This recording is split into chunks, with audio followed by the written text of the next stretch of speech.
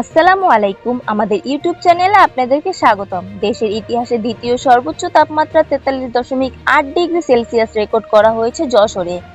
দেশ জুড়ে টানা 38 দিনের দাবদাহের মধ্যেই স্বস্তির বার্তা জানিয়েছেন আবহাওয়া অধিদপ্তর।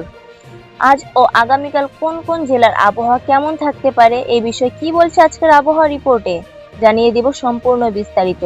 ভিডিওতে সঙ্গে থাকুন।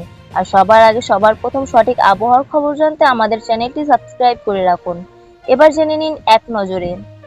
আবহাওয়া অধিদপ্তর জানিয়েছে বৃহস্পতিবার থেকে দেশের উত্তর পূর্বাঞ্চলে বৃষ্টি হবে।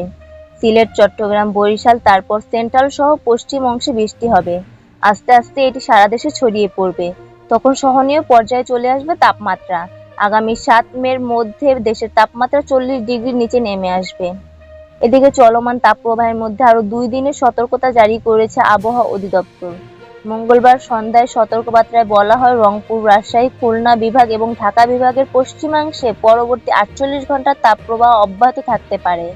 এ সময় জলীয় বাষ্পের আধিক্যের কারণে অস্বস্তি বাড়তে পারে।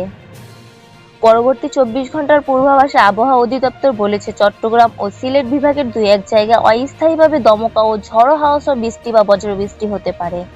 সেই সঙ্গে কোথাও কোথাও বিক্ষিপ্তভাবে শিলাবৃষ্টি হতে পারে।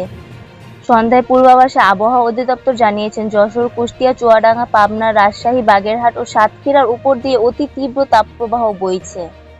টাঙ্গাইল, ফরিদপুর, গোপালগঞ্জ, নারায়ণগঞ্জ, সিরাজগঞ্জ, দিনাজপুর ও খুলনা জেলার উপর দিয়ে তীব্র তাপপ্রবাহ বয়ে যাচ্ছে। আর মৃদু থেকে মাঝারি ধরনের তাপপ্রবাহ বইছে দেশের অন্যান্য এলাকার উপর দিয়ে। আবহাওয়া অধিদপ্তরের পর্যবেক্ষণ অনুযায়ী শেষ 3 দশকের বাংলাদেশের আবহাওয়া আগের তুলনায় উষ্ণ হয়ে উঠেছে। বৃষ্টিপাত ও শীতের দিন কমছে। বছরের বড় অংশ জুড়ে গরমের বিস্তার বাড়ছে। গড় তাপমাত্রা বেড়ে এপ্রিল মাস আরও উত্তপ্ত হয়ে উঠছে। মঙ্গলবার বন্যা পূর্বাভাস ও সতর্কীকরণ কেন্দ্রের পূর্বাভাসে বলা হয়, মে মাসের প্রথম সপ্তাহে বাংলাদেশ ও উজানের মেঘলা অববাহিকায় 250 মিলিমিটার পর্যন্ত বৃষ্টি হতে পারে। তাতে দেশের উত্তর পূর্বাঞ্চলের নদ-নদীগুলোর পানিও বাড়তে পারে। এই সময় সিলেট অঞ্চল জুড়ে সুরমা নদীর কানাইঘাট, লুভাছড়া নদীর লুভাছড়া, সারিগইন নদীর সারিঘাট ও গোয়াইনঘাট পয়েন্টে অল্প সময়ের জন্য পানি বিপদসীমা অতিক্রম করতে পারে।